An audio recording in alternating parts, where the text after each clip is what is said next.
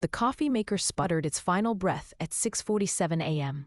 The same moment Olivia Monroe's phone began vibrating across the scratched laminate counter. She lunged for it while simultaneously wrestling with the iron.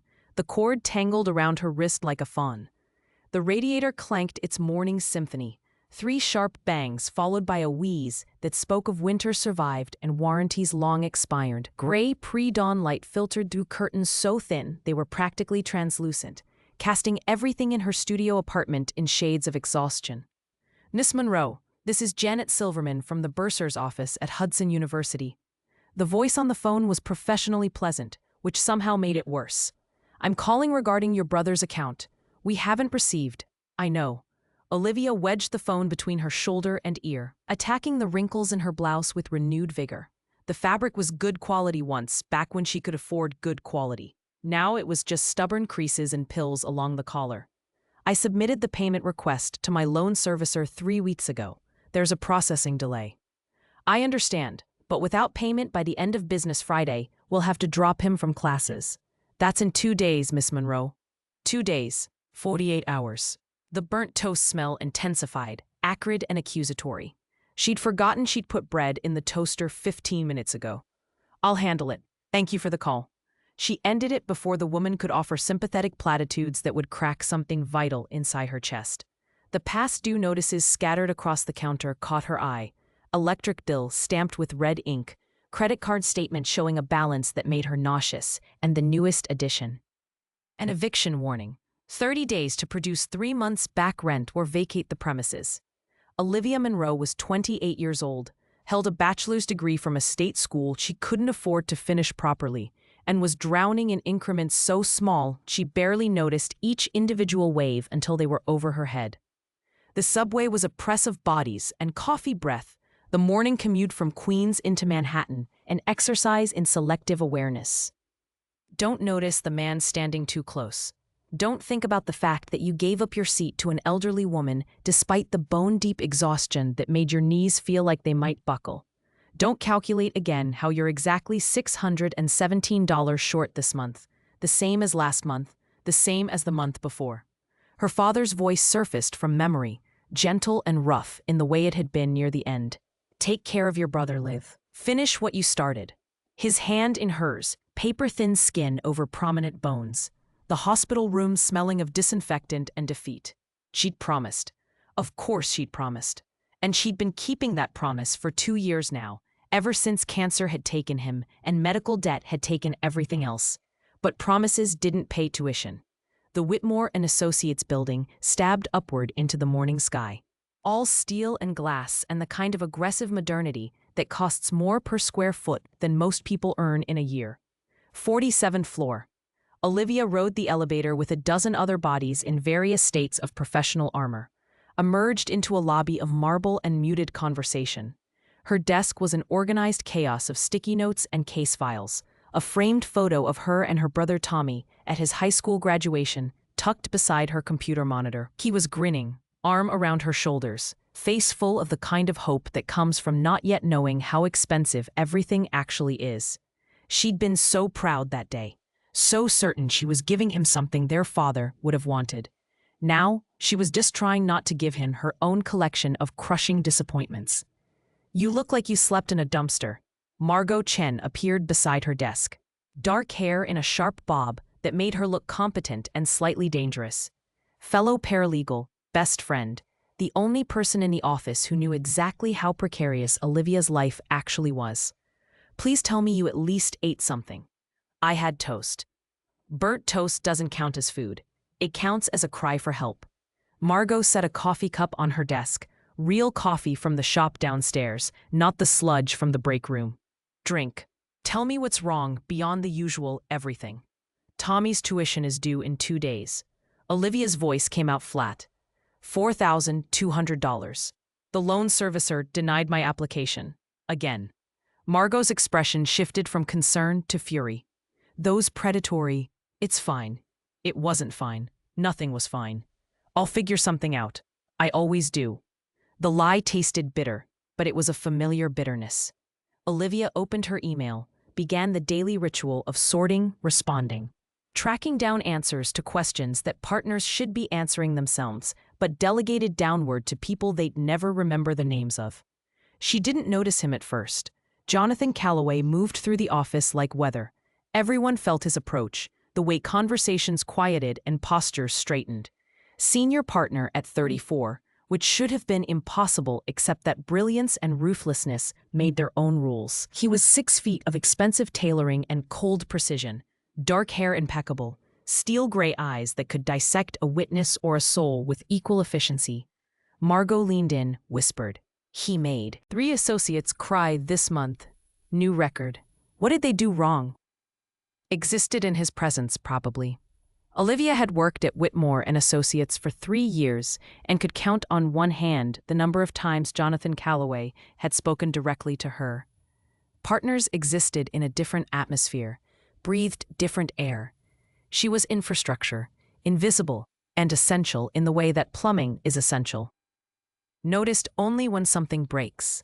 The morning bled into afternoon, afternoon into evening.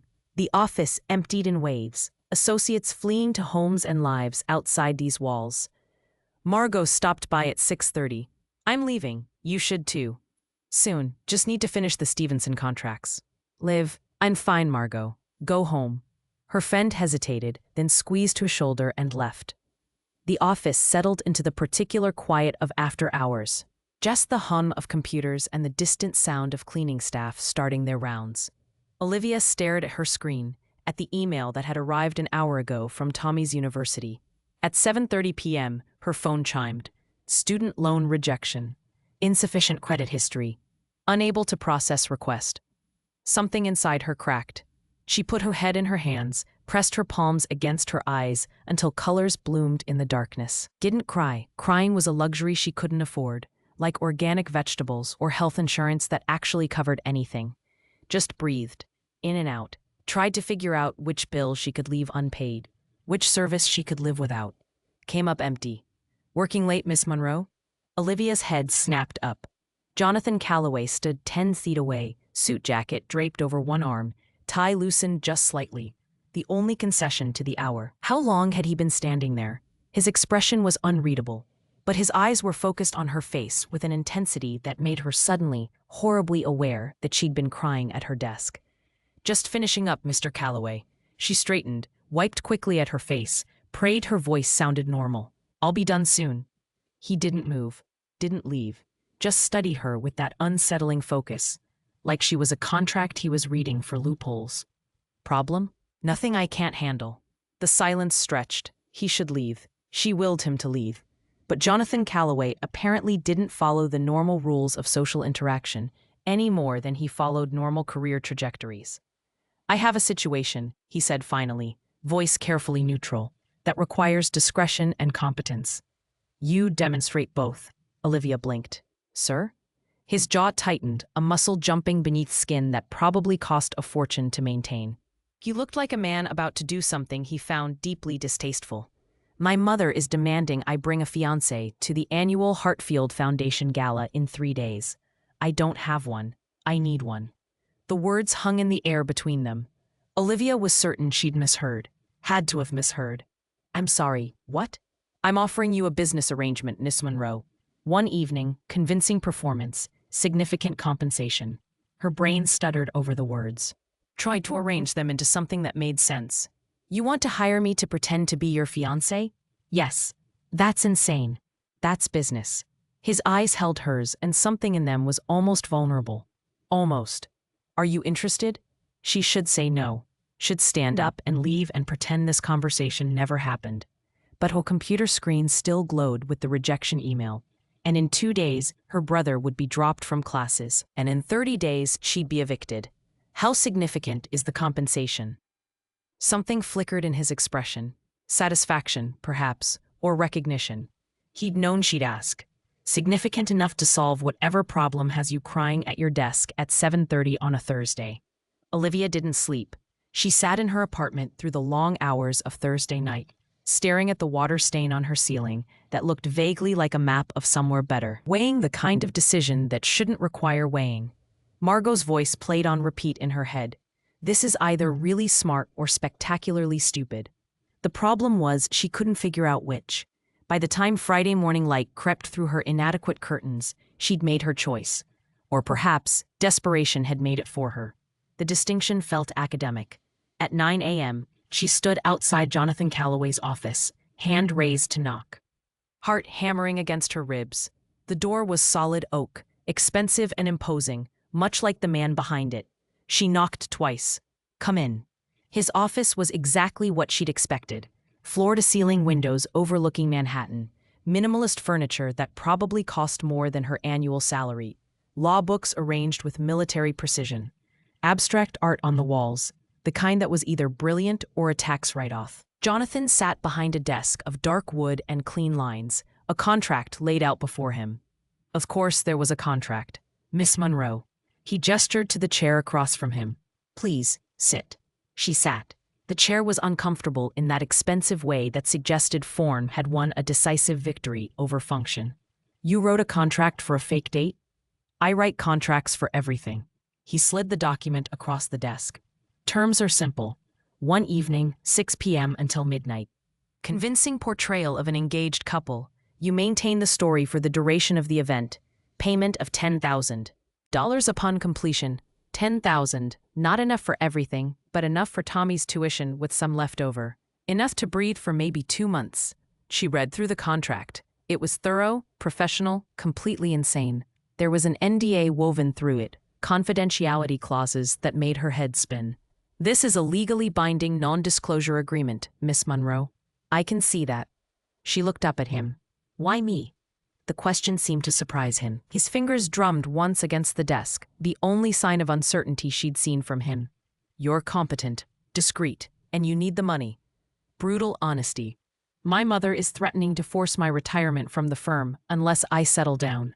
She has matches lined up with daughters of business partners, family legacy expectations. I need her to believe I've made my own choice." "And after the gala?" "We maintain the fiction for a reasonable period. Then stage an amicable separation. You walk away with compensation and a reference." Olivia studied his face, looking for the trap. There was always a trap. "I'll need 12,000, half up front." His eyebrow rose fractionally, something that might have been respect flickering in those steel-gray eyes. "Done. And a dress. I don't own anything appropriate for a Hartfield Foundation gala. I'll have something sent to your apartment." She picked up the pen he'd placed beside the contract. Expensive pen, heavy and balanced. Everything this man owned was expensive, she was realizing. Everything except, apparently, his personal life. "We'll need to prepare," he said as she signed. His hand brushed hers as he took the pen back. Both of them ignored the contact, though her skin registered it like a small electric shock. "Dinner tomorrow evening. I'll send a car. I can take the subway. You're my fiancé now." "Miss Monroe." His tone was final. "Act like it." Saturday evening arrived wrapped in anxiety. The dress had been delivered that afternoon in a box that probably cost more than the dress itself. Emerald silk that fit perfectly, elegant without being ostentatious. There was a note tucked inside. "Green brings out your eyes, Jay." She'd stared at that note for 10 minutes, trying to decode it. Had he picked this out himself? Did he actually remember her eye color? Or had he hired someone for this too? The Mercedes that arrived at 6 p.m. answered no questions. Jonathan emerged from the back seat himself, wearing a charcoal suit that made him look like he'd been carved from expensive stone. His eyes swept over her once, something unreadable passing across his face. "You look perfect." "I feel ridiculous." "You'll feel less ridiculous when we're not the only ones overdressed." He offered his hand to help her into the car. His palm was warm, his grit firm and surprisingly gentle. The restaurant was the kind that didn't have prices on the menu. The kind where the waitstaff moved like dancers and the other patrons spoke in hushed tones about things that cost 6 figures. Olivia felt profoundly out of place, despite the dress, despite Jonathan's hand on her lower back as he guided her to a private table in the corner. "So," she said once they were seated, once wine had been poured by someone whose job was apparently just pouring wine. "How did we meet?" Jonathan leaned back in his chair, studied her across the table. "You tell me. You're better with stories." "That's not how this works. You hired me. I hired you to be convincing. Convince me." It felt like a test. Everything with this man felt like a test. "We met at the office," she began slowly. working it out as she spoke. You needed contract revisions on the Stevenson merger. I stayed late to finish them. We started talking. About what? About why you became a lawyer instead of going into your family's business. His expression shifted, something genuine breaking through the careful control. How do you know about my family's business? Everyone knows about Hartfield Callaway Industries. I looked you up after you made the offer. Your family owns half of Manhattan's real estate and most of the manufacturing on the eastern seaboard. She paused. You walked away from billions to practice law. That takes either courage or stupidity. My mother would say stupidity.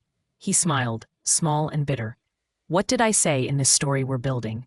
When you asked why I chose law, you said you wanted to build something yourself, something that wasn't handed to you by bloodline and expectation. The silence that followed felt different from earlier silences, heavier, more real.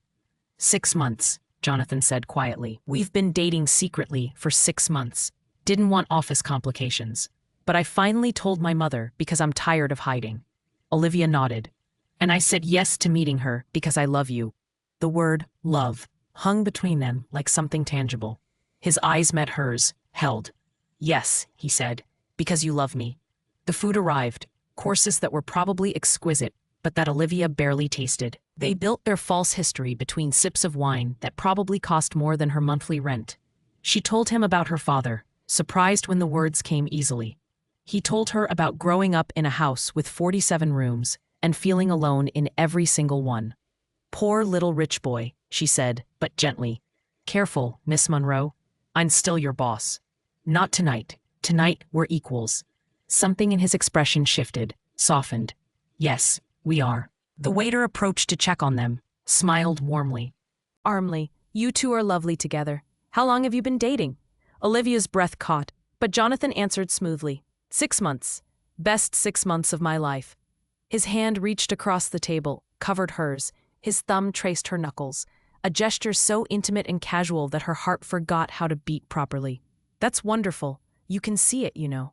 The way you look at each other. When the waiter left, neither of them pulled their hands apart immediately.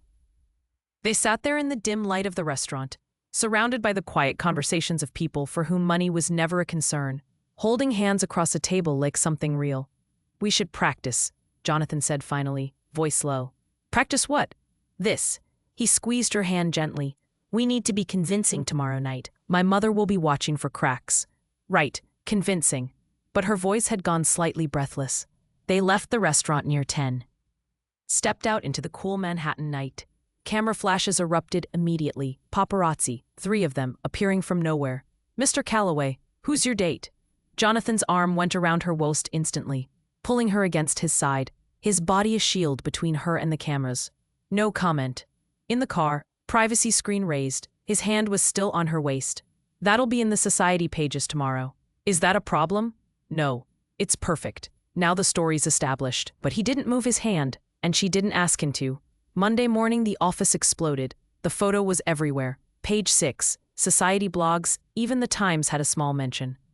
Eligible bachelor Jonathan Callaway off the market?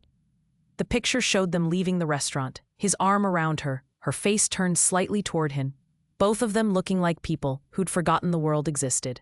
Margot materialized at her desk before Olivia had even logged into her computer. Bathroom, now. In the women's restroom, door locked, Margot rounded on her. What the hell, Liv? I can explain. You're fake dating Jonathan Callaway for money. Are you insane? Probably. Olivia leaned against the sink. It's one event, Margot. One night. Then it's over. Nothing is ever one night with men like that. You're playing with fire. Before Olivia could respond, her phone buzzed. Email from senior partner Wilson. Need to see you. My office. 10 a.m. Her stomach dropped. Wilson's office was smaller than Jonathan's, but no less intimidating.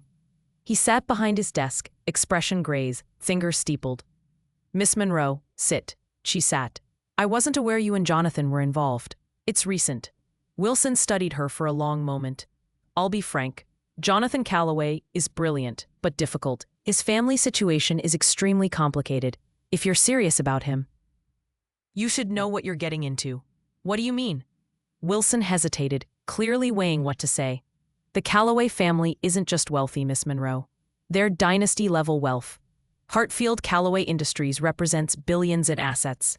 Jonathan walked away from running that empire to practice law. His mother, Victoria, has never forgiven him. She's been trying to force him back into the family business for years. Olivia's blood ran cold. I don't understand what this has to do with. She destroys anyone she perceives as interfering with her plans. Women Jonathan has dated in the past have found themselves facing professional complications, personal attacks, systematic dismantling of their reputations. Wilson's voice was gentle but firm. I'm telling you this as a warning. Victoria Hartfield Calloway is not a woman to be taken lightly. When Olivia left Wilson's office, her hands were shaking. She found Jonathan in his office, door open, staring at his computer screen. We need to talk. He looked up, took in her expression. Close the door. She did. Wilson just gave me a very interesting speech about your mother. Did he? Not a question. He said she destroys people, that women you've dated have been systematically attacked. Jonathan's jaw tightened. He's not wrong. Were you planning to mention that? Would it have changed your answer? The question hung between them. Olivia thought about Tommy's tuition, the eviction notice, the crushing weight of being $600 short every single month. No, she admitted, but I deserve to know what I was walking into. You're right, I'm sorry. He stood, moved closer but didn't touch her. The gala is Saturday. After that, we can end this arrangement if you want. I'll pay you the full amount regardless.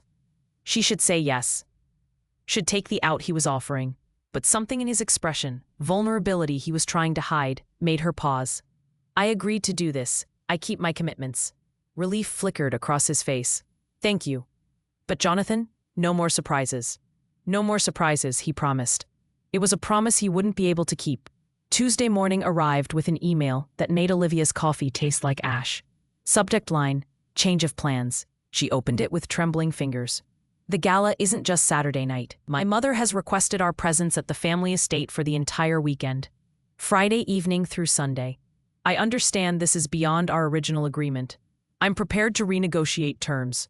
We need to discuss this in person. Dinner tonight. I'll pick you up at 7.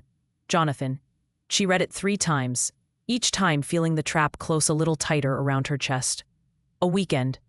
An entire weekend pretending to be engaged to a man whose mother apparently made a hobby of destroying people.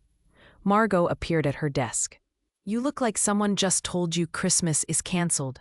Worse. The arrangement just became a weekend at his family estate. Oh, Liv, no. He's renegotiating, which means more money. She hated how calculating that sounded, how mercenary.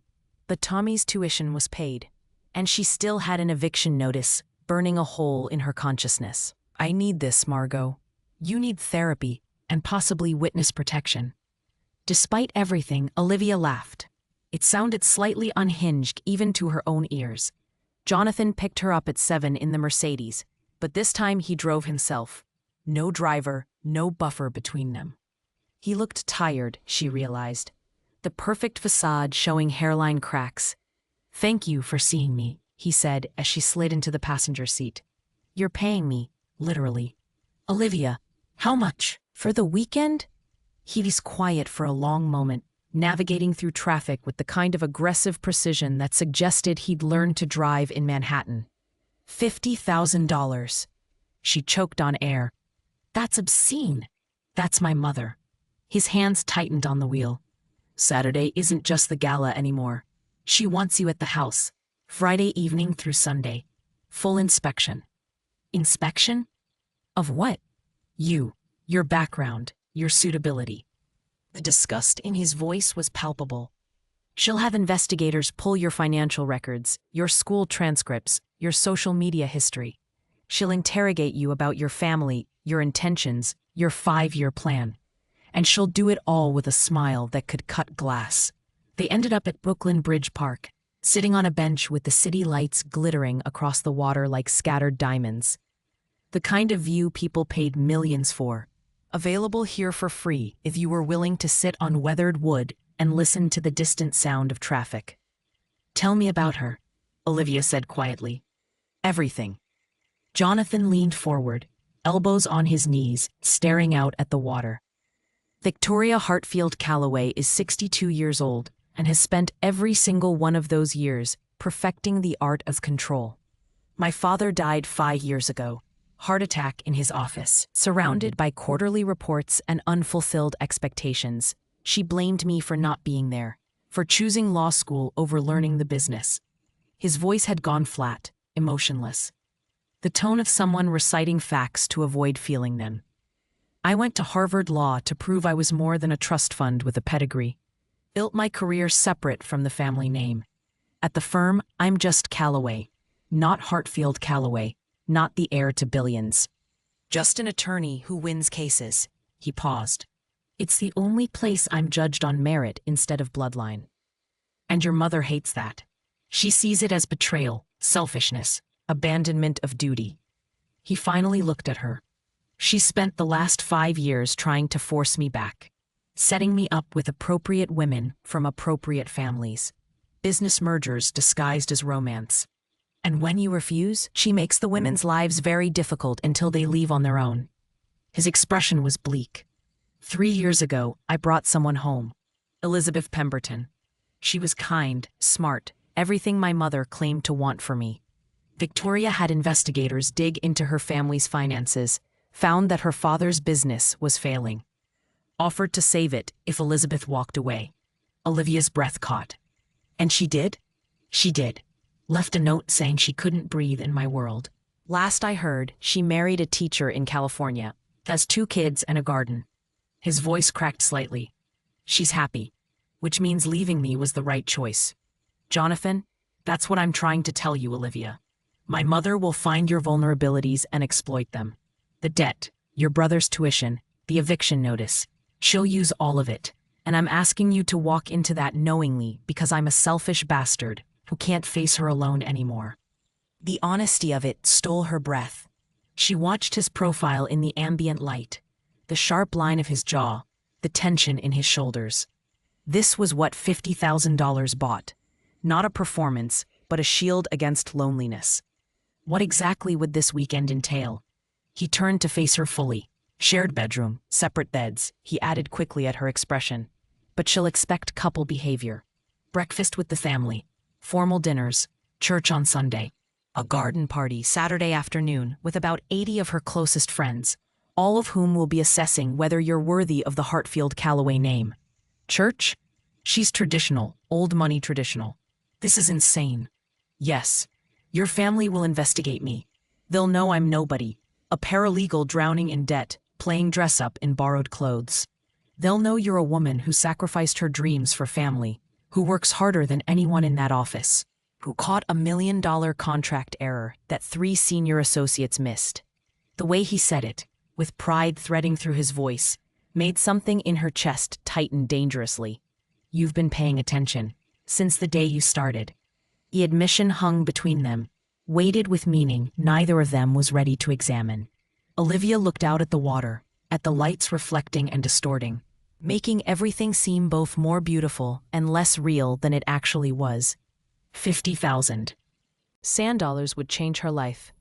Pay off every debt, give her breathing room, let her actually save money for the first time since her father got sick. But it would also mean 3 days in hell with a woman who specialized in breaking people. If we do this, she said carefully, we need rules. Such as? No blurring lines. This is business. We're colleagues executing a contract. Something flickered in his eyes. Disappointment, maybe, or relief. Agreed. And you warned me about everyone. Your mother, your relatives, family friends. I need to be prepared for whatever they throw at me. I'll brief you. Everything I know. He shifted closer on the bench, close enough that she could smell his cologne, something expensive and understated that probably had a pretentious name. Olivia, I need you to understand. This weekend will be brutal. My mother won't hold back. If you want to walk away, I won't blame you. She thought about Tommy, about the eviction notice, about the crushing weight of being poor in a city that ate poor people alive. Thought about her father's voice. Take care of your brother, Liv. I'm in.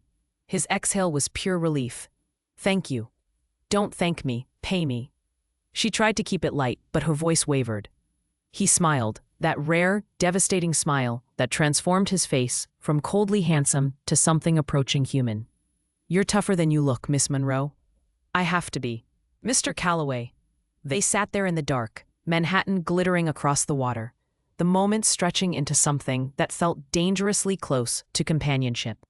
His hand rested on the bench between them, inches from hers. She became acutely aware of the space, of the deliberate distance he was maintaining. I should get you home, he said finally. I can subway. Olivia. His voice was gentle but firm. Let me.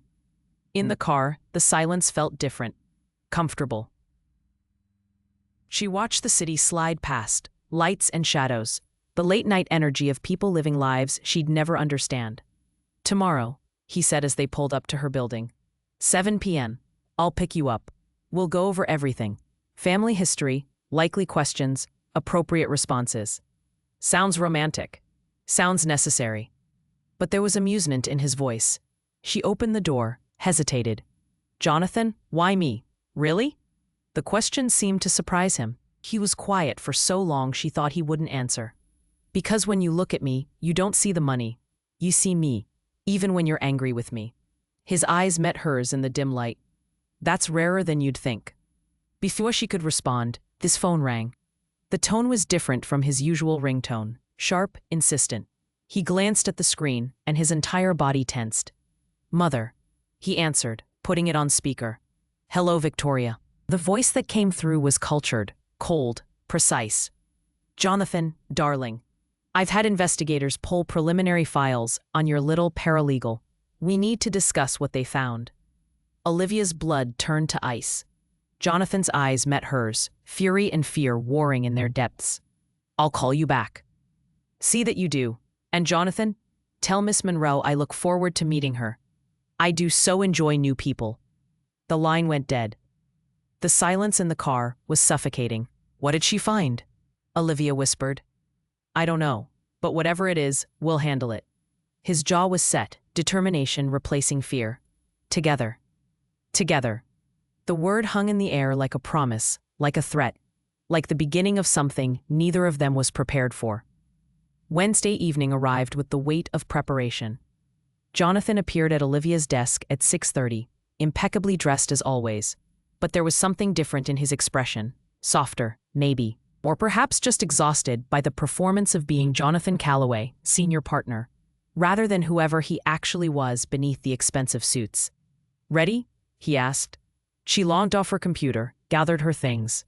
Margot watched from across the room with an expression that clearly said, You're making a terrible decision, but I love you anyway. The restaurant was Italian, tucked into a corner of the West Village, the kind of place that had been there for 40 years and would be there for 40 more. Warm lighting, red check tablecloths, the smell of garlic and fresh bread. Decidedly not the kind of place she'd expected. This is different, she said, as they were seated in a corner booth. I thought we could use normal for one night before we dive into the insanity. He ordered wine without looking at the menu, then pulled out a leather notebook. So, the Hartfield Calloway family dossier. For the next hour, he walked her through his family like a general briefing troops before battle. Victoria, the matriarch, cold and strategic, who viewed people as either assets or obstacles. Uncle Thomas, the family CFO and Victoria's enforcer, who'd spent 30 years turning billions into more billions. Sister Catherine, married to a French diplomat, competitive in the way that only siblings raised in pressure cookers can be. They'll test you, Jonathan said, refilling her wine glass. Obscure questions about art, wine, social etiquette. Things designed to expose you as not belonging. I don't belong. Neither do I. Not really, I just learned the language. He reached across the table, took her wine glass. Here, lesson 1. Hold it by the stem, not the bowl. Swirl gently. Smell before you taste. Let it breathe. His hand covered hers, adjusting her grip. The contact sent electricity. Electricity up her arm, dangerous and unwelcome. Now taste. Small sip. Let it sit on your tongue.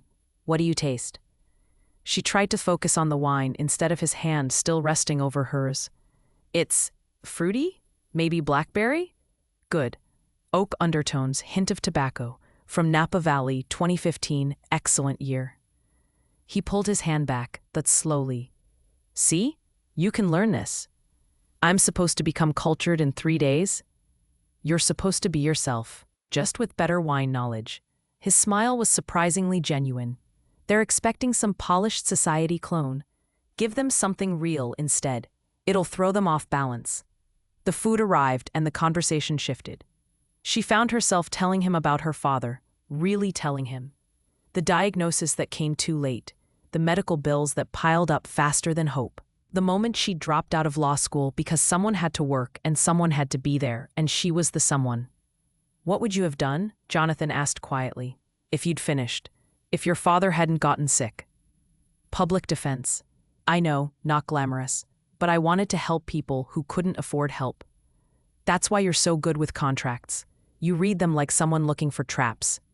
Because they usually are, for people like me. He was quiet for a moment, studying her face.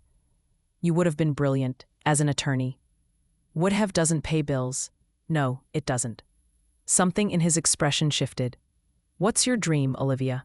Beyond surviving, if you could have anything. She'd never said it aloud. It felt too vulnerable, too impossible. But the wine had loosened something in her chest, and his eyes were surprisingly kind. My own practice. Small. Family law. Maybe. Helping people through divorces. Custody battles. The things that actually matter to normal people. I'd have a little apartment above the office, adopt a dog, maybe not be alone all the time. The last part slipped out before she could stop it. That sounds perfect, he said, and the way he said it made her believe he meant it. What about you? What does Jonathan Calloway want? He leaned back, the question clearly catching him off guard. Honestly, I don't know anymore. I spent so long fighting what everyone else wants for me. I forgot to want anything for myself. That's sad. That's truth. He met her eyes. This weekend, let's both pretend we're people who get what they want. And what do you want this weekend? Dangerous question. The air between them had gone thick, charged with something neither of them was acknowledging. To not be alone in that house, even if it's pretend. Her hand found his across the table before she could think better of it. His fingers laced through hers, warm and solid and real. Thursday morning, Olivia arrived at work to find Jonathan waiting by her desk with coffee. Vanilla latte, extra shot, caramel drizzle. Her exact order. How did you know? She asked, taking it. I pay attention. He walked away before she could respond, leaving her staring at the cup like it held answers to questions she hadn't asked. Margot materialized instantly. Girl, that man is gone for you. It's fake, Margot. His feelings aren't. Margot's expression was serious. And I don't think yours are either. Olivia didn't respond because she couldn't. Because somewhere between the contract signing and the hand-holding and the confessions over Italian food, the line between performance and reality had started to blur. Friday afternoon, she left work early to pack for the weekend. Jonathan had provided a detailed itinerary. Casual elegant for travel, cocktail dress for Friday dinner, garden party attire for Saturday afternoon, the gala gown for Saturday evening, church clothes for Sunday morning. Each outfit had been selected by his stylist and delivered to her apartment in garment bags that probably cost more than her rent. At 4 p.m., her doorbell rang. Jonathan stood in her hallway, looking almost nervous, which was so incongruous with his usual unshakable confidence that she nearly laughed.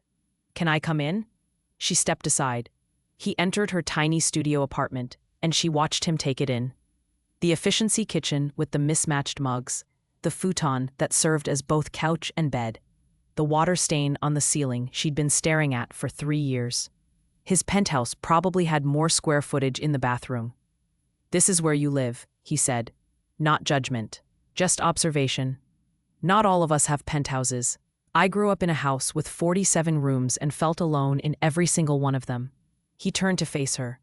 This feels more like a home than anywhere I've ever been. The confession hung between them, too honest, too raw. We should go, she said, because staying felt dangerous. Don't want to be late. The drive to Connecticut took 2 hours through Friday traffic. Jonathan had insisted on driving himself rather than using a car service, and she was grateful. The privacy screen in the town car had felt isolating. This felt like partnership. Nervous? He asked as they left the city behind. Terrified. Me too. You're nervous? I haven't been home in 8 months. Last time ended badly. His hands tightened on the wheel. My father had just died. Victoria wanted me to leave law, take over the company. I refused. She said I was selfish, that I'd destroyed his final wish. Jonathan, maybe she was right. His voice had gone flat again. Maybe I am just running from responsibility. You're not, she said. Do it fiercely. You have the right to your own life, your own choices. He glanced at her, something vulnerable in his expression. Do I? Or am I just a coward who can't face what I was born for? You're one of the best attorneys in the city. You've built something yourself. That's not running. That's choosing. The silence that followed felt weighted, important. Finally, he said, "What would you have chosen? If money weren't an issue, if you could have anything?" She'd already told him about the practice, the apartment, the dog. But there was more, things she hadn't said. I'd want to not be afraid all the time. To wake up and not immediately calculate bills. To help my brother without sacrificing everything. To maybe find someone who sees me as more than a burden or a transaction. His hand found hers on the center console, laced their fingers together. You're not a transaction to me. Then what am I? He didn't answer, but he didn't let go of her hand either. The Hartfield estate emerged from the Connecticut landscape, like something from a different era. Stone and columns and manicured perfection. The kind of wealth that announced itself quietly because it didn't need to shout. The driveway alone was longer than her street. Holy hell, Olivia whispered. Welcome to the cage. Jonathan's voice was bitter. Victoria stood on the front steps, silver blonde hair in an elegant chignon, wearing a cream suit that probably cost more than Olivia's car, if Olivia had a car. Her posture was perfect, her expression pleasantly neutral, her eyes absolutely predatory. Jonathan, you're late. Traffic, mother. Those ice blue eyes slid to Olivia, assessed her in one sweeping glance that felt like being dissected. So this is the paralegal. Not Miss Monroe, the paralegal. Class warfare initiated. This is Olivia, Jonathan said firmly, his hand finding the small of her back. The touch was possessive, protective, and entirely for show. Probably. Charmed, Victoria's smile could have cut diamond. Dinner is at 8. Don't be late again. I do so hate when the food gets cold. She swept inside, leaving them on the steps. Olivia exhaled shakily. She hates me already. She hates everyone. Jonathan's voice was tight. Come on, let me show you to our room. Our room. The words sent a thrill of panic through her chest. She followed him inside, through hallways lined with oil paintings and fresh flowers, and the kind of oppressive elegance that made breathing feel like a luxury she hadn't earned. The bedroom was enormous, dominated by a 4-poster bed that looked like it had witnessed generations of Hartfield-Callaway dysfunction. One bed. Very definitely one bed. Where's the second bed? She asked, voice coming out higher than intended. There isn't one. Jonathan set down their bags, ran a hand through his hair. I'll take the couch.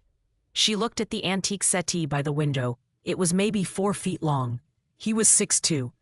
Jonathan, I've slept in worse places. When? At the Four Seasons? Despite everything, he smiled. We'll figure it out. Get ready for dinner. I'll use the guest bathroom down the hall. He grabbed his clothes and left, closing the door behind him. Olivia sat on the bed, their bed, and tried to remember how to breathe. This was going to be the longest weekend of her life. At 7:55, Olivia stood before the mirror in a navy cocktail dress that fit like it had been designed for her body specifically, because it had been. Jonathan had somehow known her measurements, her style, her coloring. The dress was elegant without trying too hard, expensive without screaming it. She looked like someone who belonged here. The reflection was a liar. A knock at the door. Jonathan entered. And the air left her lungs. He'd changed into a charcoal suit with no tie, the collar of his white shirt open at the throat. It was the most casual she'd ever seen him, and somehow that made him more devastating. This was Jonathan slightly undone, and it did dangerous things to her pulse. You look beautiful, he said quietly. You look uncomfortable. I am uncomfortable. This house makes me feel 17 and disappointing again. He crossed to her. adjusted the delicate silver necklace she'd fastened imperfectly. His fingers brushed her collarbone, lingered a moment too long. Ready to face the lions? Do I have a choice? You always have a choice. We can leave right now. I'll pay you the full amount anyway. She met his eyes in the mirror. And let your mother win? Absolutely not. His smile was genuine, grateful, and achingly vulnerable. Thank you. His hand found hers as they descended the grand staircase. The dining room awaited like a stage set for psychological warfare. Crystal chandelier casting prismatic light, table set with china that probably predated the Civil War, silver that caught and reflected like accusations. Victoria sat at the head of the table, naturally. Uncle Thomas to her right, a man built like a banker and dressed like one too, all sharp angles and sharper eyes. Catherine and her husband Philippe sat opposite. Catherine with her mother's ice-blonde hair and her father's warmer eyes, Philippe looking vaguely amused by everything. Do sit, Miss Monroe. Victoria gestured to the chair beside Jonathan. Let's get to know you. The words were honey-coated glass. Dinner was 7 courses and 70 questions disguised as polite conversation. Where did your people come from? Ohio, originally. My father was a machinist. Was? He passed 2 years ago. I'm sorry. Rye for your loss. How did he die? Cancer. How unfortunate. And your mother? Remarried, lives in Arizona. So you're alone in the world. How convenient. Each answer was weighed, measured, found wanting. Tell me, Miss Monroe, Victoria said over the fish course. How does a paralegal afford a dress like that? The trap, sprung with surgical precision. Olivia felt Jonathan tense beside her. It was a gift, she said carefully. From Jonathan, I assume. How generous. He's always been generous with his money, haven't you, darling? Victoria's smile was poisonous. Though I do wonder about women who accept such expensive gifts so early in a relationship. It suggests certain expectations. Mother, Jonathan's voice was ice. That's inappropriate. And nearly making conversation, Victoria turned those predatory eyes back to Olivia. You attended university, I understand? State school. I didn't finish. Audible gasps from Catherine. Even Philippe looked surprised. How unfortunate. Why not? Family obligations. Ah yes, your father's illness. Medical debt, I understand. Quite substantial. Victoria took a delicate sip of wine. It must be difficult, working to pay off debts from the dead. Cruelty of it stole Olivia's breath. Beside her, Jonathan's hand found hers under the table, squeezed hard enough to hurt. It's an honor, Olivia said quietly, to pay for the care that gave him 6 more months with us. I'd go into debt 1,000 times over for 6 more months with my father. Silence fell. Catherine's expression softened fractionally. Even Thomas looked vaguely uncomfortable. How sentimental, Victoria said. Thomas, you had questions for Miss Monroe? Uncle Thomas cleared his throat. Yes, actually. Jonathan mentioned you caught a significant error in the Stevenson merger. What was the issue? A test, a different kind, but still a test. Olivia explained the contract discrepancy and misaligned termination clauses that would have cost the firm millions. Spoke in the language of law she'd learned through night classes and desperation, and 3 years of being invisible infrastructure. When she finished, Thomas looked genuinely impressed. That's quite sophisticated analysis for a paralegal. I read a lot. Clearly. He glanced at Victoria, something passing between them. Perhaps we've underestimated you. Miss Monroe. Victoria's expression suggested she'd underestimated nothing. How lovely. And tell me, when did you and Jonathan begin dating? The timeline seems rather convenient, given that I just told him he needed to settle down. 6 months ago, Jonathan interjected. We've been private about it. Private? How romantic. Victoria's eyes were chips of ice. No social media presence. No witnesses to your relationship. It's as if Miss Monroe didn't exist until that convenient photograph appeared in the society pages. She knew, or suspected. Either way, they were drowning. I value my privacy, Olivia said. Unlike some people, I don't need public validation. The insult landed. Catherine actually laughed, tried to cover it with a cough. Philippe's grin was unrestrained. Victoria's expression went glacial. How refreshingly direct. We'll continue this conversation later, I think. Ladies, shall we adjourn to the drawing room? The men can have their port and cigars. Olivia stood on shaking legs. Jonathan's hand caught hers briefly. squeezed. His eyes said, "I'm sorry, and stay strong, and I'm right here." The drawing room was all silk and suffocating femininity. Catherine poured coffee from a silver service, while Victoria arranged herself on a chaise like a queen granting audience. "You can go check on Philippe, Catherine. I'd like a moment alone with Miss Monroe." Catherine hesitated, caught Olivia's eye with what might have been sympathy, and left. Victoria and Olivia, alone. "Let's speak frankly, shall we?" "Please," Olivia said, chin up. "I had you investigated. Would you like to know what I found?" Victoria didn't wait for an answer. Student debt totaling $127,000. Credit card debt of $18,000. Eviction notices. A brother whose tuition you pay while living in an apartment with water damage and questionable wiring. Each word was a scalpel, precise and painful. "I also found," Victoria continued, "a father who died of cancer, medical bills you're still paying 2 years later, a 3.9 GPA, law school acceptances to 3 universities, glowing references, work records showing you've never missed a deadline." She paused. "So tell me, Miss Monroe, are you a gold digger, or are you simply desperate? Does it matter?" "To me, yes. Gold diggers I can pay off. Desperate women are unpredictable." "Then I guess you'll have to take your chances." Victoria studied her with something that might have been respect. "You have spine. But here's what you need to understand. Jonathan is the Hartfield Calloway heir. His marriage isn't about love. It's about legacy, merger, dynasty. I have 3 suitable candidates from appropriate families. You are not appropriate. Jonathan chose me. Jonathan is rebelling. You're a statement, not a choice." Victoria leaned forward. "So let me make you an offer. $200,000 to walk away tonight. Clean break. Enough to pay your debts, finish law school, set up your brother. All I ask is you disappear." 200,000. The number ricocheted through Olivia's skull like a bullet. Everything she needed. Everything she'd been drowning without. "And if I don't, then I'll make your life very difficult. Your brother's university might receive information about fraudulent financial aid applications. I didn't commit fraud. Doesn't matter. The investigation alone would suspend his enrollment. And Jonathan? I'll cut him off entirely. Trust fund, family access, everything." "You disown your own son?"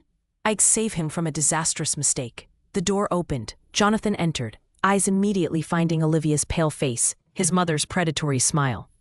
"What's going on?" "Just girl talk, darling. Getting to know your fiancé." Victoria stood. "It's late. Big day tomorrow. The garden party. 80 guests, Miss Monroe, all eager to meet you. 80 witnesses to their lie." "I look forward to it," Olivia managed. Victoria kissed Jonathan's cheek. "Sleep well, darling. We'll continue our conversation tomorrow, Miss Monroe." A threat embedded in every word. Back in their room, door closed, Jonathan turned to her. "What did she say?" "Nothing I couldn't handle." "Olivia." "She knows, Jonathan. Maybe not the details, but she knows this isn't real." He went very still. "What did she offer you?" "What?" "To leave. She always offers money." "How much?" Olivia's silence was answer enough. 200,000? He guessed, reading her face. "More?" "It doesn't matter." "It does matter." The explosion was volcanic, completely unlike his usual control. "It matters because that's what everyone thinks, that everything can be bought. That I can be managed and you can be purchased and nothing real exists." She'd never seen him lose composure. Never seen the mask crack this completely. "I didn't take it." He stopped. "What?" I told her no. "Why?" Because somewhere between fake dinners and real confessions and his hand in hers, this had become more than a transaction. Because she was falling for him, and it was the stupidest, most dangerous thing she'd ever done. "Because we have a contract," she said instead. "I keep my commitments." He searched her face, looking for truth. Stepped closer, close enough that she could see the flecks of darker gray in his eyes, could smell his cologne mixed with something warmer, more him. "Is that the only reason?" Dangerous question. Devastating question. "Jonathan." His hand came up, cupped her cheek. His thumb brushed her cheekbone with unbearable gentleness. "Tell me I'm not the only one feeling this." Her heart hammered against her ribs. "This isn't part of the arrangement. I don't care about the arrangement anymore." He was going to kiss her. She was going to let him. Everything was about to change irrevocably. A sharp knock on the door shattered the moment. They jumped apart like teenagers caught. Jonathan opened the door, body blocking the view of the room. Victoria stood there with a folder. "I forgot to give you the garden party schedule." He took it without speaking. "Is everything all right?" You both seem flushed. Her eyes cut past him to Olivia. I hope the sleeping arrangements are comfortable. I can have the housekeeper prepare the sofa if needed. Testing whether they were really sharing a bed. Olivia moved into view, took Jonathan's hand boldly. I have everything I need, Mrs. Hartfield Calloway. Thank you. Victoria's eyes narrowed at their joined hands. How lovely. Well, good night then. Do try to get rest. Tomorrow will be exhausting. She left. Jonathan closed the door, leaned against it heavily. We should talk about what almost happened, he said. Or we could pretend it didn't. Could you? Pretend? Before she could answer, her phone buzzed. Text from an unknown number. Ask him about Elizabeth Pemberton, a concerned friend. Her face must have changed because Jonathan's expression went from vulnerable to guarded in an instant. What is it? Who's Elizabeth Pemberton?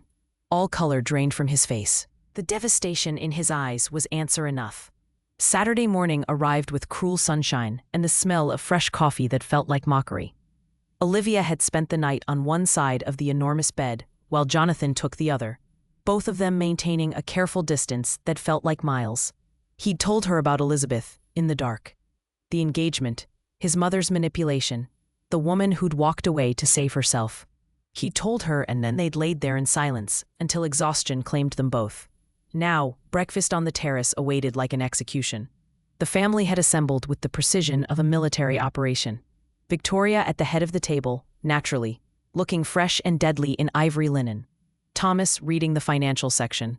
Catherine picking at fruit, while Philippe charmed everyone with stories about diplomatic life in Paris. Olivia and Jonathan arrived together, his hand at her back, both of them showing the kind of exhaustion that came from no sleep and too much truth. You both look tired, Victoria observed, spreading jam on toast with surgical precision. I hope the room was comfortable? Very, Olivia lied. Wonderful. Jonathan, Thomas needs to discuss the Hartfield portfolio transition. The paperwork has been sitting for months. Not this weekend, Thomas. It can't wait forever. You're 34. Time to accept responsibility. I have responsibilities. Playing lawyer isn't. Enough. Jonathan's voice was granite. Olivia, walk with me. They escaped into the gardens, into morning mist that hung low over hedges trimmed into geometric perfection. Everything here was controlled, contained, shaped into submission. Olivia understood why he'd run. I'm sorry. Oh, he said when they were far enough from the house. About last night. You deserve to know about Elizabeth before. Before your mother could weaponize her? Yes. He stopped by a fountain, stone cherubs frozen mid-pour, water trickling with mechanical precision. We met at a charity function. She was kind, appropriate, everything Mother claimed to want. I thought I loved her. We got engaged. His voice was hollow, reciting facts to avoid feeling them. She came here for a weekend like this. My mother investigated her, found her family's business was failing, told Elizabeth she'd save it if Elizabeth walked away. He finally looked at her, but not before painting a picture of what life with me would mean. The scrutiny, the control, the loss of privacy. She made it sound like a prison sentence. And Elizabeth left. Left a note. Said she couldn't breathe in my world. Last I heard, she married a teacher. Has a garden and Sunday dinners with people who actually like each other. His voice cracked. She's happy, which means leaving me was the right choice. Olivia took his hand. Jonathan, she made her choice. Maybe it was right for her, but that doesn't mean, doesn't it? What if history's repeating? What if I'm doing the same thing to you? You're not, because I know what I'm walking into. Elizabeth didn't. Do you? Really? His eyes searched hers. Because my mother is just getting started. Voices approached, staff setting up for the garden party. The brief moment of privacy evaporated. We should get ready, he said. But neither of them moved, standing there in the morning mist, like two people trying to figure out if they were drowning or learning to swim. By 2 p.m., the garden had transformed into something from a magazine spread. White tents, crystal glasses catching sunlight, arrangements of flowers that probably cost more than Olivia's monthly rent. 80 guests in garden party attire, all of them dripping old money and older judgment. Olivia wore pale yellow, the stylist's choice, not hers. It made her look washed out, young, out of place. She suspected that was intentional. Jonathan stood beside her in a light gray suit, playing the perfect host, introducing her to an endless stream of names she'd never remember. Each introduction came with assessment, with the kind of polite interrogation that felt like being slowly filleted. "Darling, what does your family do?" "How charming, a working girl." "Jonathan, she's so fresh." Fresh meant unsophisticated. Fresh meant not one of us. Fresh meant expendable. She was drowning in champagne and condescension when three women cornered her by the rose garden. All in their 60s, all wearing pearls and predatory smiles. Friends of Victoria.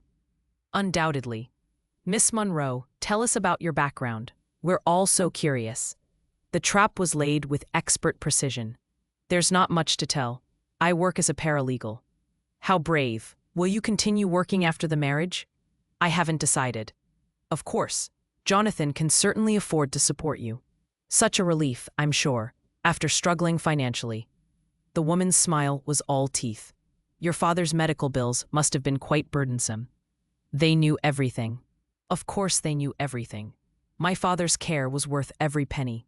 "Naturally. And now you've found someone who can take care of you instead. How convenient." Another woman leaned in conspiratorially. "Tell me, dear, did you always plan to marry rich, or was Jonathan specifically the target?" Polite laughter, vicious and cutting. Olivia's face burned. "I didn't." "Of course not. These things just happen, don't they? Poor girl meets wealthy man, tale as old as time." Before she could respond, a voice cut through the garden party chatter like a blade. "Actually, Constance, the tale is, bitter woman with failing marriage projects insecurities onto happy couple." Jonathan appeared from nowhere, fury barely leashed beneath expensive manners. He took Olivia's hand, pulled her against his side with possessive gentleness. "Jonathan, darling, we were just leaving, all of you." His tone made it an order, not a suggestion. The women scattered like pigeons. Olivia was shaking, whether from anger or humiliation she couldn't tell. "You didn't have to." "Yes, I did." His hand found her waist. "I should have stayed with you. I'm sorry." They were drawing attention now, the entire garden party watching them, Victoria observing from beneath a white tent with calculating eyes. "We're making a scene," Olivia whispered. "Good. Let them watch." His hands came up to frame her face, tilting it toward his. "Something I should have done the moment we got here." "Jonathan, what are you?" He kissed her. Not the careful performance they'd discussed, not the strategic display for his mother's benefit. This was desperation and claiming and real. His mouth moved over hers with thorough intensity, one hand sliding into her hair, the other pressing into the small of her back, pulling her flush against him. Olivia's hands fisted in his jacket. The garden disappeared. The witnesses disappeared. Everything disappeared except the taste of him, the feel of his body against hers, the way he kissed her like she was oxygen and he'd been suffocating. When they broke apart, both breathless, she realized 80 people had just witnessed that kiss. Polite applause rippled through the crowd. Some guests charmed by the display, others scandalized. Victoria's face was carved from ice. Jonathan's forehead pressed against hers. "I'm sorry. For kissing. For waiting this long." He took her hand, led her away from the party, through the garden to a small greenhouse hidden by hedges. Inside was humid warmth, orchids blooming in impossible colors, glass walls creating the illusion of privacy. The door closed. They were alone. Jonathan. "This isn't fake anymore." His voice was rough. "For me. Is it for you?" She should lie, should protect herself, should remember this is temporary, transactional, destined to end badly. "No, it's not fake."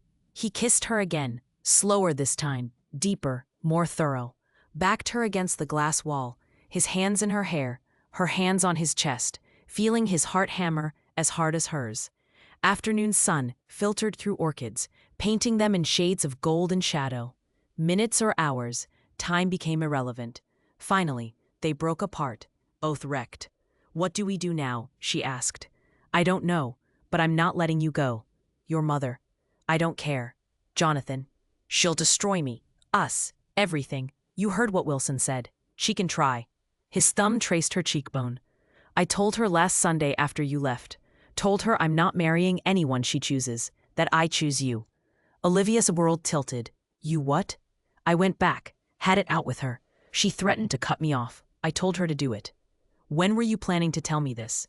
I was trying to make sure it was real, that she couldn't reverse it legally. I had lawyers draw up papers. As of yesterday, I've officially renounced my claim to the Hartfield Calloway fortune. The words didn't make sense. You gave up billions? I gave up a cage. His eyes were steady on hers. I don't want the money. I don't want the dynasty. I just want you. She wanted to believe him. Wanted it so desperately it hurt. It's been over a week. You've had time to tell me. I was terrified you'd think it was manipulation. Another transaction. His voice dropped. I needed you to know I want you, not your gratitude or obligation. You idiot. I never wanted the money. I know. That's why I had to get rid of it. That's the stupidest thing I've ever heard. Probably. His smile was crooked, vulnerable. Still mad at me? Furious. Good. Be furious. Just don't leave. She kissed him instead of answering. Kissed him until they were both dizzy with it, until the greenhouse felt too small for what was building between them. Her phone shattered the moment. Unknown number. She almost didn't answer. Miss Monroe? This is David Keating, attorney for Victoria Hartfield Calloway. I'm calling to inform you that my client is filing a civil suit against you for fraud, emotional manipulation, and financial exploitation of her son. You'll be served papers within the hour. I suggest you retain counsel. The line went dead. Olivia stared at the phone, blood draining from her face. Your mother is suing me. Jonathan's expression went from confused to horrified to absolutely murderous in the space of a heartbeat. She's what? Fraud, manipulation, exploitation. His phone rang. Mother. He answered with barely controlled rage. What did you do? Victoria's voice came through cold and clear. What I had to. Come back to the house, Jonathan. Renounce this girl. I'll drop the suit. Go to hell. Then watch me destroy her. She'll be buried in legal fees, her reputation ruined. Her career finished. All because you couldn't control yourself. A pause. You have 1 hour to decide. Choose wisely, darling. She hung up. Jonathan looked at Olivia, devastation written across every feature. I'm so sorry. She was shaking. I can't afford a lawyer. I can't fight her. You won't have to. I will. His voice was steel. I'm your lawyer, pro bono, and I'm going to bury her. You'll go to war with your own mother, for me? I'll go to war with anyone for you. He pulled her close, his arms around her like he could shield her from what was coming. I love you. I should have said it weeks ago. I love you, and I'm sorry, and I'll fix this. First time he'd said it. The worst possible moment. I love you too, but loving me might cost you everything. You are everything. He kissed her again. Promise and apology and declaration all at once. When they finally returned to the house, Victoria was waiting in the foyer with a process server and a smile that could cut glass. Miss Monroe, you've been served. Monday morning tasted like failure and bad coffee. Olivia sat at her desk at Whitmore and Associates, staring at her computer screen without seeing it, the lawsuit papers burning a hole in her bag. $5 million in damages. The number was absurd, designed to terrify rather than compensate. It was working. Jonathan had spent the weekend making calls, pulling favors, assembling a legal strategy. They'd driven back to the city Sunday afternoon, in silence, heavy with unspoken fears. He'd wanted her to stay at his apartment. She'd insisted on going home, needing space to think, to breathe, to figure out how her life had become a legal thriller. Now, sitting in the office they both worked in, the distance between them felt like continents. You look like death. Margot appeared with coffee. Real coffee, the expensive kind that suggested she knew exactly how bad things were. Talk to me. His mother is suing me for $5 million. Holy hell. Margot sat heavily in the adjacent chair. Can she do that? Apparently. Fraud, emotional manipulation, financial exploitation. She has evidence, the payment Jonathan made me. Testimony from staff about our arrangement. The contract, he wrote, which somehow makes me look like I manipulated him into writing it. Olivia's laugh was brittle. She's twisted everything, made it look like I seduced him, played him, targeted him for his money. But that's not. Doesn't matter. Truth is just one version of the story. She's rich enough to make her version louder. Margot was quiet for a moment. What did Jonathan say? That he'll represent me, that we'll fight, that he loves me. The words felt too big, too impossible. And I believe him, Margot. That's the terrifying part. I actually believe him. Then why do you look like you're at a funeral? Because love didn't pay legal fees. Because she dragged him into war with his own family. Because eventually, he'd realize she wasn't worth the cost. The week crawled by like something wounded. Tuesday, Olivia didn't come to work. The first sick day she'd taken in 3 years.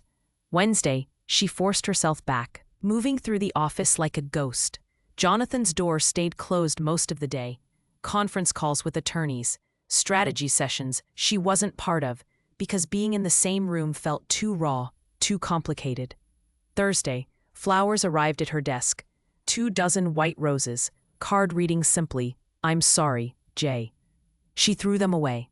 Margot rescued them 20 minutes later. "He's trying.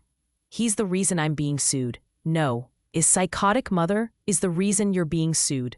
He's the reason you have a lawyer who's actually good enough to fight back." Friday afternoon, Jonathan appeared at her desk. He looked thinner, the circles under his eyes darker, his usual immaculate appearance fraying at the edges. "We need to talk about the case." "Fine. Your office?" "No. Somewhere else. Anywhere else." They ended up at a coffee shop 3 blocks away, the kind of aggressively normal place where nobody cared about billion-dollar lawsuits or family drama. He ordered for both of them, vanilla latte for her, black coffee for him, and led her to a corner table. "My team has been going through Victoria's case. It's not as strong as she wants us to believe." He pulled out a folder. "The contract is actually our best defense. It clearly states terms, compensation, duration, if anything. It proves this was a business arrangement that both parties entered willingly. But she's arguing I manipulated you into making the arrangement, which requires proving I'm incompetent or mentally compromised. I'm neither." His voice was clinical, lawyer mode engaged. "We have witnesses to our preparation, documentation of the strategy sessions. We can prove this was mutual. And the payment? Compensation for services rendered. Legal, documented, taxed appropriately." He met her eyes. "Olivia, we can win this, but it's going to be ugly. She'll drag up everything. Your debt, your father's medical bills, your brother's tuition. She'll try to paint you as desperate and predatory. I was desperate. I am desperate. Being desperate isn't a crime. And accepting money for a legitimate service isn't fraud." His hand slid across the table, stopping just short of touching hers. "But I need to know you're willing to fight. Because if we do this, there's no going back. My relationship with my family will be destroyed permanently. It already is. Not like this. This is public warfare. Society pages and legal proceedings, and everyone taking sides." His voice dropped. "I'm asking if you're willing to let me do this. Because once we file our response, lay all in." She looked at his hand, so close to hers but not touching. At his face, exhausted and determined and scared beneath the lawyer facade. He was offering her everything and asking for permission to sacrifice himself in the process. "What if we just settle? Make this go away quietly?" Something in his expression cracked. "Is that what you want? I want you to not destroy your life for me. Too late. You are my life." He finally closed the distance, his hand covering hers. "I love you. I'm not saying that to manipulate you or obligate you. I'm saying it because it's true, and because you need to understand, I'm fighting this with or without your permission. The only question is whether I'm fighting for us or just for you. What's the difference? One ends with you walking away when this is over. One ends with you staying." His thumb traced circles on her palm. "I need to know which one I'm fighting for." Before she could answer, her phone rang. Unknown number, but she recognized it now as Victoria's attorney. "Miss Monroe, we'd like to extend a settlement offer. Drop your relationship with Jonathan Calloway immediately. Sign an NDA, and my client will withdraw the suit and provide you with $100,000 for your trouble." $100,000. Not the 200 Victoria had offered before, but still life-changing money. Still freedom. I need time to think. You have 24 hours. After that, we proceed to discovery, and I promise you, Miss Monroe, discovery will be extremely unpleasant for you. The call ended. Jonathan's face had gone carefully blank. Settlement offer? 100,000 to walk away and never speak to you again. Are you going to take it? The question hung between them, like something with weight and edges. She thought about the debt, the eviction notice that had probably been posted by now, Tommy's next tuition payment looming. Thought about Jonathan's face when he told her he loved her. Thought about Victoria's smile as she'd had Olivia served with papers. No, his exhale was pure relief. You're sure? I'm sure that I'm not letting her win. I'm sure that I love you too, even though it's stupid and complicated and probably going to ruin both our lives. She squeezed his hand. I'm sure that if we're going down fighting. He kissed her right there in the coffee shop, in front of startled patrons and a barista who definitely didn't care. Kissed her like she was the answer to questions he'd been asking his entire life. Okay, he said when they broke apart. Then we fight. Together. They spent the weekend preparing. Jonathan's apartment became war room headquarters. Depositions and strategy documents spread across every surface. He'd called in favors from attorney friends. Built a defense team that should have cost hundreds of thousands, but was working pro bono because they hated Victoria Heartfield Calloway more than they loved money. She's made enemies, one of them explained. A lot of enemies. People she's crushed for sport. They're thrilled to have a chance to hit back. Sunday evening, exhausted and wired on too much coffee, Olivia stood at Jonathan's window, watching the city lights. He came up behind her. Wrapped his arms around her waist, chin resting on her shoulder. You should get some sleep. Mediation is tomorrow. I'm too anxious to sleep. Me too. His arms tightened. Thank you for staying, for fighting. Thank you for being worth fighting for. They stood there in the dark, two people who'd started as a transaction and become something neither of them had planned for. Something real and messy and worth the cost. Whatever happens tomorrow, he said quietly, I want you to know this wasn't fake for me. Maybe it never was. When did it become real for you? He was quiet for a long moment. That first dinner. When you told me about your father, and I realized you'd given up everything for family, the same way I'd given up everything trying to escape mine. We were mirrors. Opposite choices, same pain. For me, it was the coffee. At his confused sound, she smiled. The morning you brought me vanilla latte with extra caramel, you'd been paying attention, actually seeing me. Nobody had done that in so long I'd forgotten what it felt like. I'm always going to see you, Olivia, even when you're trying to hide. That's terrifying. I know. He turned her in his arms, tilted her face up to his. But you're stuck with me now. I'm your lawyer. You can't fire me. That's abuse of the attorney-client relationship. Sue me. Despite everything, the lawsuit, the mediation tomorrow, the uncertainty, she laughed. Real laughter that felt like light breaking through storm clouds. I love you, she said. I'm still mad about the situation we're in, but I love you. I love you too, and I'm going to get us through this. Promise? I'm a lawyer.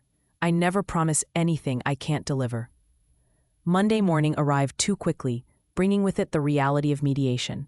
They dressed like armor, Jonathan in his sharpest suit, Olivia in the navy dress that had served her so well at that first dinner.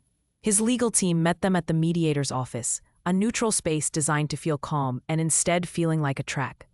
Victoria arrived precisely on time, dressed in Chanel and certainty, her attorney flanking her like a guard dog. She looked at Olivia with something between pity and contempt. Miss Monroe, I did try to make this easy for you. Mrs. Heartfield Calloway. Olivia kept her voice level. I'm sure you did. They filed into the conference room. Took seats across the massive table like opposing armies. The mediator, a woman in her 50s with kind eyes and steel underneath, reviewed the case with clinical precision. Before we begin, does anyone wish to make an opening statement? Jonathan stood. I'd like to call a witness. Victoria's attorney objected. This is mediation, not trial. Nevertheless, I have someone who can speak to the pattern of behavior Mrs. Heartfield Calloway is exhibiting. Someone with first-hand experience. The door opened. A woman entered, elegant and composed, familiar in the way photographs are familiar. Olivia's heart stopped. Elizabeth Pemberton had come to testify. Elizabeth Pemberton moved through the conference room like someone who'd made peace with her ghosts. She was lovely in an understated way, brown hair in a simple twist, wearing a dress that spoke of comfortable middle-class life rather than old money. Her eyes found Jonathan first, soft with something like apology, then shifted to Victoria. The temperature in the room dropped 10 degrees. "Hello, Victoria." Victoria's mask slipped for the first time Olivia had ever witnessed. Shock, then fury, then the scramble to regain control. "Elizabeth, what a surprise." "I'm sure it is." Elizabeth took the seat the mediator indicated. "Thank you for allowing me to speak." "Miss Pemberton," the mediator began, "can you explain your connection to this case?" 3 years ago, I was engaged to Jonathan Calloway. We met at a charity function, dated for 8 months, and he proposed. I said yes, because I loved him. Her voice was steady, clear. Then I met his mother. She detailed it methodically. The weekend at the estate, the investigation into her family's finances. The private conversation where Victoria had laid out exactly how she'd destroy Elizabeth's father's struggling architecture firm unless Elizabeth walked away. The fabricated evidence of Jonathan's supposed infidelities. The systematic dismantling of her confidence. Until leaving felt like survival.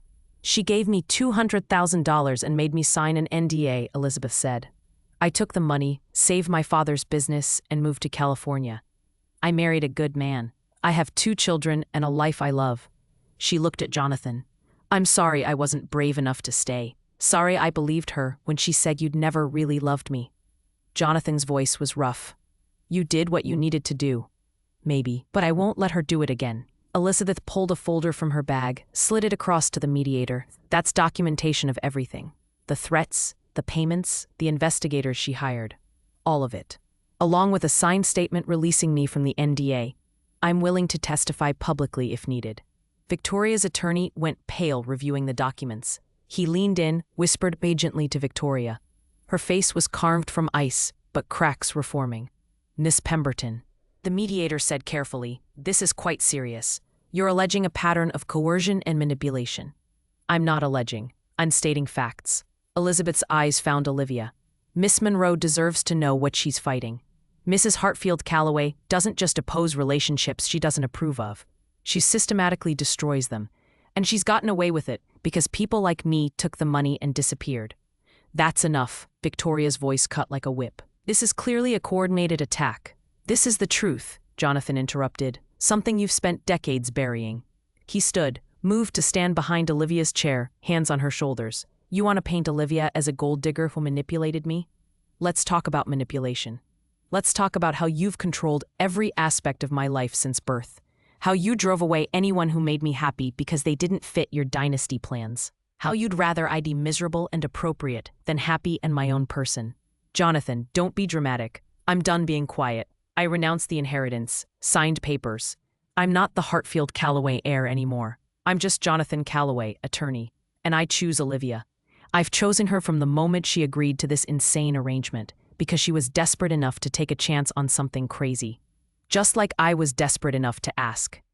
He moved around the table to face his mother directly. "So here's what's going to happen. You're going to drop this lawsuit. You're going to leave Olivia alone. You're going to have no contact with either of us for a minimum of 5 years. And you're going to issue a public statement retracting any implications of fraud or wrongdoing. Or what? Or Elizabeth's testimony becomes public record. Every society page in the city runs the story of how Victoria Heartfelt Calloway psychologically tortured her son's fiancés. How you paid off one woman and tried to destroy another. How the great dynasty matriarch is actually just a bully with unlimited resources." His voice was cold, clinical. "Your reputation will be destroyed.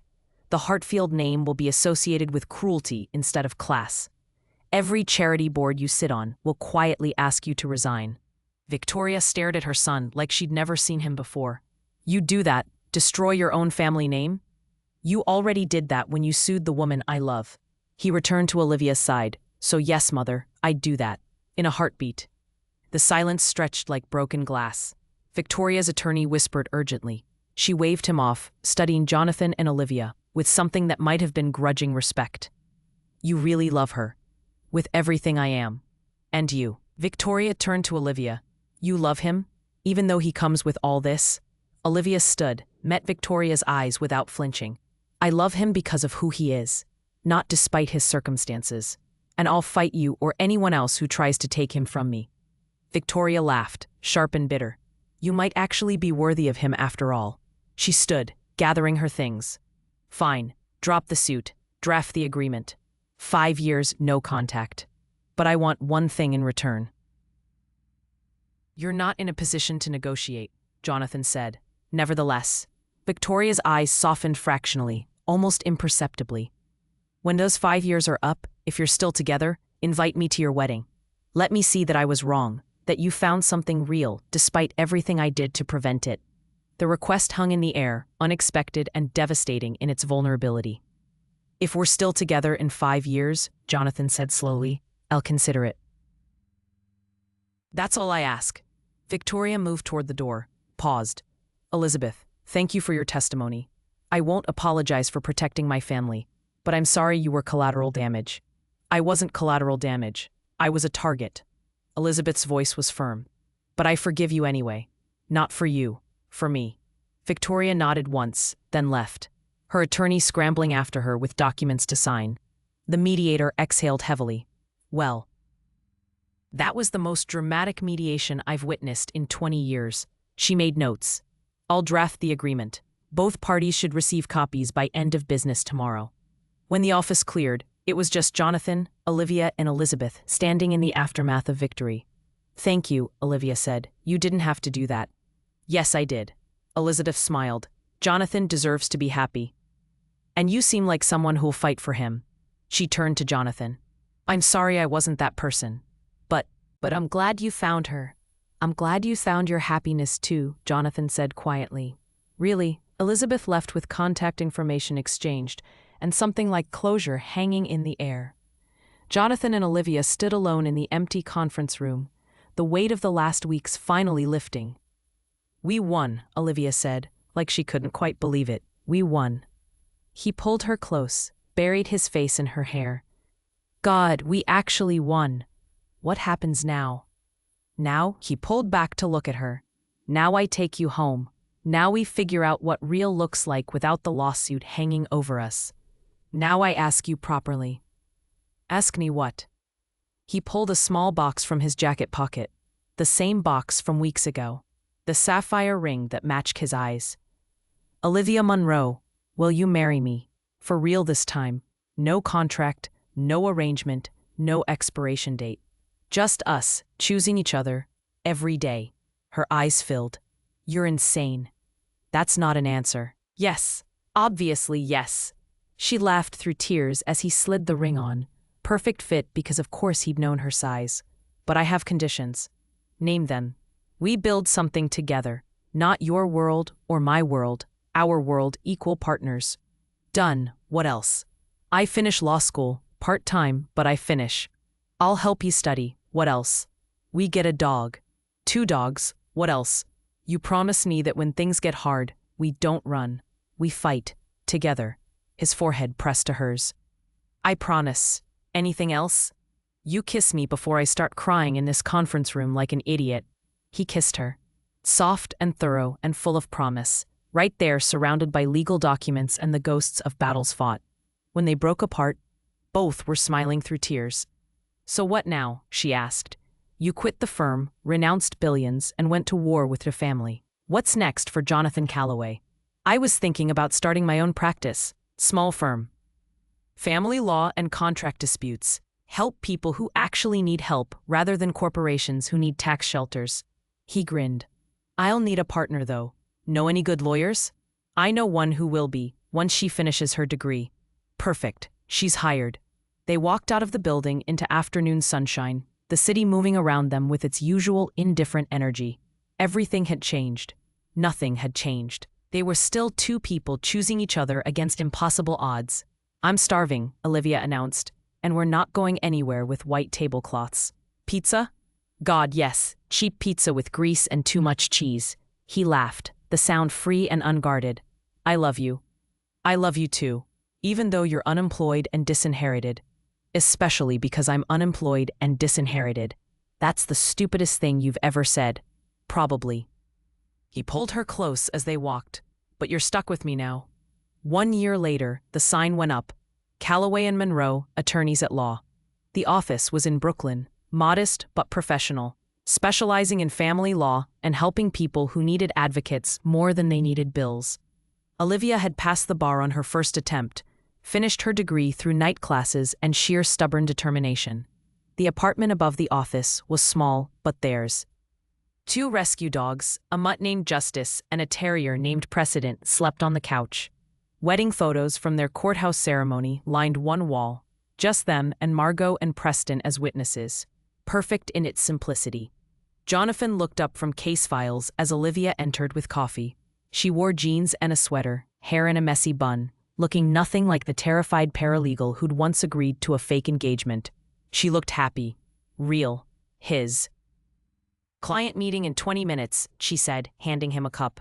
"The Patterson custody case." "Are we taking it? She can't afford much." "Which is exactly why we're taking it." Olivia sat on the edge of his desk. "Isn't that why we started this firm? To go broke helping people? To build something that matters."